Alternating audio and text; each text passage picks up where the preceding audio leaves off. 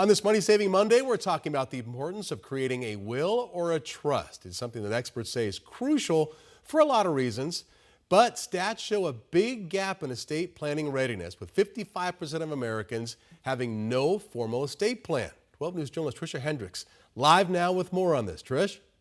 Hey, Troy. So we're talking about the do's and don'ts. According to Trust and Will's 2025 estate planning report, just 31 percent of Americans have a will. 11% have a trust. We're talking formal documents. So while there's widespread awareness about the importance of estate planning, a lot of people just aren't prepared, often because of misconceptions and financial uncertainty. But that can leave your wishes unprotected. It can seem overwhelming for people who are thinking about it or approaching this topic initially, right? But there are experts in our community that knows the ins and outs. I spoke with Andre Pennington, an estate planning attorney, asset protection attorney, registered financial planner, and tax attorney. He helps families and individuals create wills and trusts on a regular basis. And he told me that his superpower is taking something that's really complex and then boiling it down to everyday language. He shared some of the best ways to save more and spend less when it comes to creating a will or trust. A will is cheaper to create, but it's costly in the long term.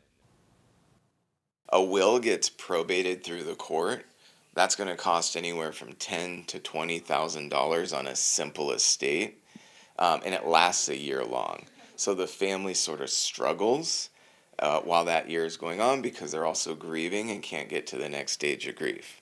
With a trust, it's faster, it's smoother, it's less costly, and it's completely private.